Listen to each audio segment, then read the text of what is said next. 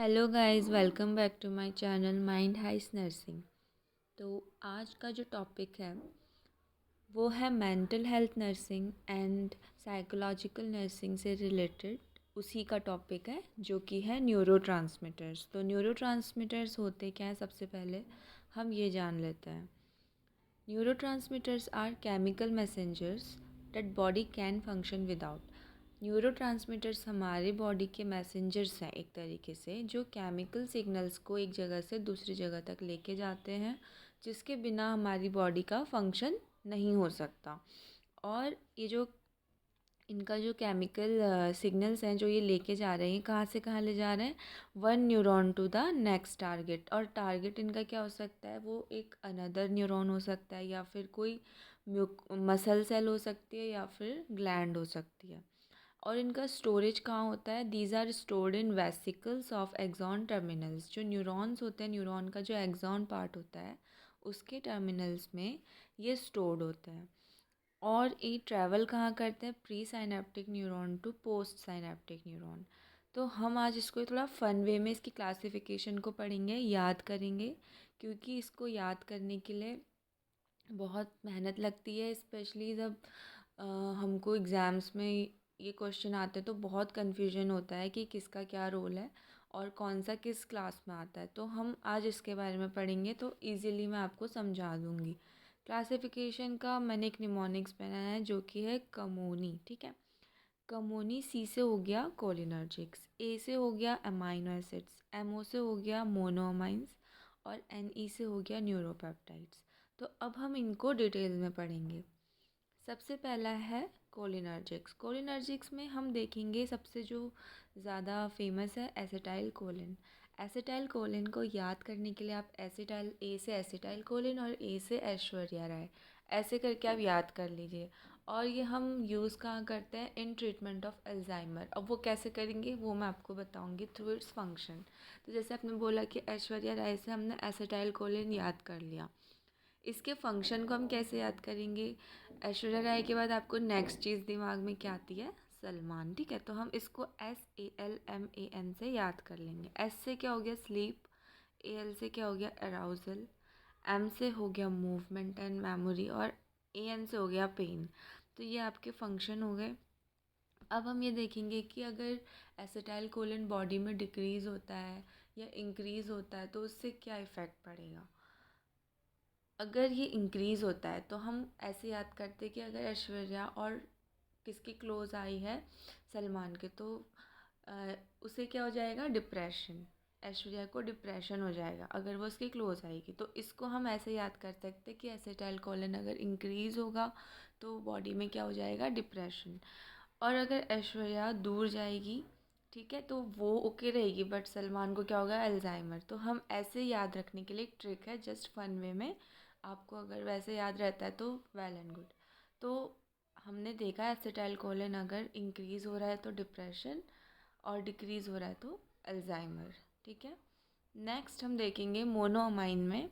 Monoamine का जो class है उसके अंदर हम देखेंगे नॉरएपिनेफ्रिन। ठीक है, नॉरएपिनेफ्रिन का यूज़ हम कहाँ करते हैं, in treatment of depression and mania. और ये जो नॉरएपिनेफ्रिन है इसको हम याद कर लेंगे एज नोरा। नोरा आपको पता है, जो सब जानते हो आप लोग उसको, नोरा फतेह अली खान। तो हम इसका फंक्शन कैसे याद रख सकते हैं, female with Cozi and pretty face. तो ये एक निमोनिक है अगेन, इसके फंक्शन को याद रखने के लिए, क्योंकि आपने नॉरएपिनेफ्रिन को एज नोरा फतेह अली खान याद रख लिया, बट आप इसके फंक्शन को कैसे याद रखोगे, that female with Cozi and pretty face. तो फीमेल से हम क्या क्या याद रख सकते हैं, इसमें FE तो ऐसे ही है, और बाकी हम मेल से क्या याद रख सकते हैं, मूड, अराउजल, लोकोमोशन, ये 3 इसके फंक्शन हैं। अब इसके बाद और क्या है, विद ऐसे ही है। कोजी से हो गया कार्डियोवैस्कुलर, जितनी भी कार्डियोवैस्कुलर एक्टिविटी है वो इसके अंडर आएगी। प्रिटी से हो गया परसेप्शन, ठीक है, वो भी इसके कंट्रोल में। और फेस से हो गया फंक्शनिंग एंड स्लीप। तो these are the function of norepinephrine. Hope you are getting it, आपको समझ आ रहा है। ठीक है, फिर हम देखेंगे इसके इंक्रीज़ होने से और डिक्रीज़ होने से। ठीक है, इंक्रीज़ होने से और डिक्रीज़ होने से बॉडी में क्या इफ़ेक्ट पड़ रहा है। तो आप ऐसे याद रख लो, इंक्रीज़ हो रहा है मतलब जब क्लोज आ रहे हैं, जैसे मैंने आपको पहले ही बोला। तो आपने देखा होगा जो पैपरैज़ी होते हैं, जितने भी फोटोग्राफर होते हैं, मीडिया वाले होते हैं, तो कोई भी सेलिब्रिटी को देख के कैसे उनके पीछे पीछे भागते हैं उनको उनकी फ़ोटोज़ लेने के लिए। तो आप ऐसे याद रखो कि सपोज़ नोरा फ़तेह अली खान कहीं आई है तो वो आ रही है, मतलब इंक्रीज़ में क्या होगा, मेनिया, एंग्जाइटी, सिजोफ्रेनिया। तो ये सारे फीचर्स किस में देखने को मिलेंगे, जैसे हमें मीडिया वालों में तो बिल्कुल पागलों की तरह उनको फ़ोटो लेनी होती है, तो वो ऐसे फीचर्स दिखाते हैं लाइक मेनियाक की तरह। तो हम ऐसे याद रख सकते हैं कि मेनिया, एंग्जाइटी, सिजोफ्रेनिया किसके इंक्रीज़ होने से हो रहा है, नोरा के, मतलब नॉरएपिनेफ्रिन के। और डिक्रीज़, अगर वो सपोज़ वो चली गई, मीडिया वाले उनकी पिक नहीं ले पाए, तो they will face like depression. तो हम इसको सिर्फ फन वे में याद रखेंगे डैट इंक्रीज़ होने से नॉरएपिनेफ्रिन में क्या होगा, बॉडी में मेनिया, एंग्जाइटी, सिजोफ्रेनिया, और डिक्रीज़ होने से क्या होगा, डिप्रेशन। ठीक है, इसीलिए हमने कहा था कि these are used in the treatment of depression and mania. ठीक है, अगर ये डिक्रीज़ हो रहा है तो डिप्रेशन में क्या दिया जाएगा, इसको दिया जाएगा पेशेंट को। ठीक है, और अगर मेनिया में बढ़ रहा है तो हम इसको क्या करेंगे, इसके डोज को या जो इसका लेवल है उसको कम करने की कोशिश करेंगे।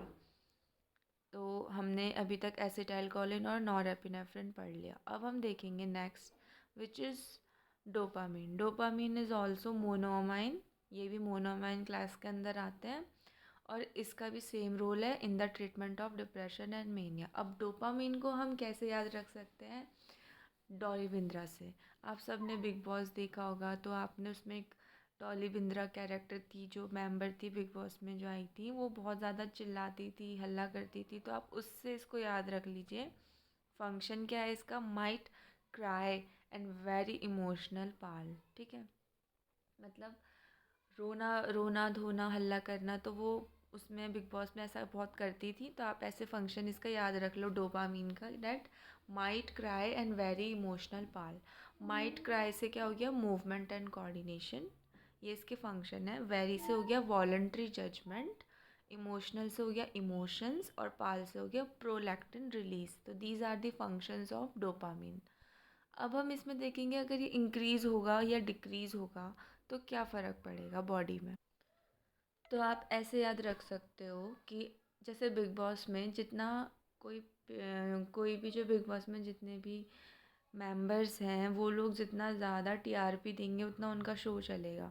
तो आप ऐसे मानिए कि अगर उसको बहुत ज़्यादा टीआरपी देनी है तो वो क्या करेगी, मैनिया, सिजोफ्रेनिया, सेम लाइक जो अभी हमने नॉरएपिनेफ्रिन में पढ़ाया था आपको, वैसे ही अगर ये इंक्रीज़ होगा, मतलब डोपामिन इंक्रीज़ होगा, और जो डॉली बिंद्रा है वो ज़्यादा शाउट करेगी, ये करेगी, हल्ला करेगी, तो क्या होगा, टीआरपी इंक्रीज़ होगी। ठीक है, डिक्रीज़ में देखिए अब अगर वो चुपचाप रहेगी, लाइक शी इज़ डिप्रेस्ड, और पार्किंसन से याद रखिए, डिप्रेशन से याद रखिए कि वो ज़्यादा टीआरपी नहीं दे पा रही है। ठीक है, ये डिक्रीज़ हो गया, मतलब वो level of dopamine is decrease, तो क्या होगा, पार्किंसन एंड डिप्रेशन। ये आपको याद रखने की ट्रिक है, और अगर आपको अच्छा लगता है तो इसको आप ज़रूर नोट कर लीजिए। ठीक है, अब नेक्स्ट है सेरोटोनिन। सेरोटोनिन भी एक मोनोअमाइन है, और इसका भी यूज़ सेम है इन the treatment of depression and mania. और सेरोटोनिन को हम श्रद्धा कपूर से याद रख सकते हैं। श्रद्धा कपूर के लिए हम फंक्शन क्या है इसका सेरोटोनिन का, jolly and pretty slim celebrity. ठीक है, तो जॉली नेचर है उसका बहुत, and she is pretty slim celebrity. तो हम जे से हम क्या याद रख सकते हैं, जजमेंट। ली से हम लिबिडो याद रख सकते हैं। ए से अराउजल एंड एपेटाइट। प्रिटी से हम पेन परसेप्शंस, और स्लिम से हम स्लीप एंड मूड, और सेलिब्रिटी से कोऑर्डिनेशन। तो these are the function of serotonin, जिसको मैं श्रद्धा कपूर याद कर रहे हैं। अब अगर ये इंक्रीज़ होगा सेरोटोनिन या डिक्रीज़ होगा तो क्या फ़र्क पड़ेगा। तो अभी तक हम जैसे देखते आ रहे हैं सेम, जैसे हमने नॉरएपिनेफ्रिन में पढ़ा, हमने डोपामीन में पढ़ा, तो जब इंक्रीज़ हो रहा है तो क्या हो रहा है, एंग्जाइटी। और अगर डिक्रीज़ हो रहा है सब में, अगर डिक्रीज़ हो रहा है तो सब में डिप्रेशन हो रहा है। ठीक है, जितने भी मोनोअमाइन्स हैं वो डिक्रीज़ हो रहे हैं तो डिप्रेशन हो रहा है।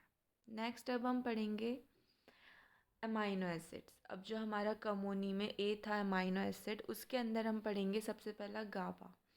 गाबा का फुल फॉर्म होता है गामा अमाइनो ब्यूटायरिक एसिड, और इसको हम मिलिंद गाबा से याद रख सकते हैं, जो वो पंजाबी सिंगर है उससे हम याद रख सकते हैं, ठीक है। तो वो क्या है, सिंगर है, तो हम उसके जब गाने सुनेंगे तो हमको क्या लगता है, सिंगिंग से हमारी जो रिलैक्स फील होता है, तो इससे हम याद रख सकते हैं कि it slow down the body activity. तो हमने गाबा से क्या याद रखा कि जो हमारी बॉडी एक्टिविटी है वो उसको स्लो डाउन कर देता है। और इसको हम किस में यूज़ करेंगे, इन द ट्रीटमेंट ऑफ एंग्जाइटी, ठीक है। अगर जो गाबा है वो डिक्रीज़ हो जाता है तो एंग्जाइटी हो जाती है, सिजोफ्रेनिया होता है, एपिलेप्सी होता है, ठीक है। इसलिए हम बोलते हैं ना, जब एंग्जाइटी हो रही है तुम अच्छा गाना सुनो या ये करो तुम्हारा मूड ठीक होगा, ऐसा ऐसा हम देखते हैं। तो वही ये बोल रहा है, अगर गाबा से हम मिलन गाबा याद रख रहे हैं, सिंगर है, उसके गाने आप नहीं सुन रहे हो, तो आपको क्या हो रही है, एंग्जाइटी, सिजोफ्रेनिया, एपिलेप्सी। तो ये याद रखने की ट्रिक है। नेक्स्ट हमारा कौन सा न्यूरोट्रांसमीटर है, ग्लूटामेट एंड एस्पार्टेट। ये भी एक अमाइनो एसिड है। इसका इतना कुछ रोल ज़्यादा बन नहीं पाया क्योंकि ये छोटा सा ही है, तो ये तो याद रह सकता है, ठीक है। ग्लूटामेट एंड एस्पार्टेट क्या करता है, सेंसरी इन्फॉर्मेशन को रिले करता है। अगर ये इंक्रीज़ होगा तो हंटिंगटन्स डिजीज़ हो जाएगी, जिसमें बहुत ज़्यादा रैपिड मिक्स न्यूरॉन मैसेज जाते हैं एक साथ, और उससे क्या होता है, कन्फ्यूज़न होता है और टेम्पोरल लोब एपिलेप्सी हो जाएगी। अब हमारा जो लास्ट न्यूरोट्रांसमीटर है वो देखेंगे हम एंडोर्फिन्स। एंडोर्फिन्स जो हमारा कमोनी में एनई था, न्यूरोपेप्टाइड, उसके क्लास के अंदर आता है। इसका काम है रिड्यूस पेन, ठीक है। तो ये क्या करता है, पेन रिड्यूस करता है, मतलब पेन को रेगुलेट करता है। और सोमैटोस्टैटिन क्या करता है, इसको जो जैसे सोमैटोस्टैटिन है वो भी एक हार्मोन है, वो नॉरएपिनेफ्रिन को इनहिबिट करता है, ठीक है। तो वो नॉरएपिनेफ्रिन को इनहिबिट करने वाला कौन सा हार्मोन होता है, सोमैटोस्टैटिन। और क्या करता है वो, release of serotonin, acetylcholine and dopamine, SAD। तो ये तुम्हारे सोमैटोस्टैटिन के रोल है। तो दैट्स ऑल। और ये मैंने बहुत कोशिश करी है आपको कि इजी वे में सारे न्यूरोट्रांसमीटर्स याद हों। अगर आपको ये वीडियो अच्छी लगी तो like share and subscribe and comment please. Okay, thank you guys, bye, take care.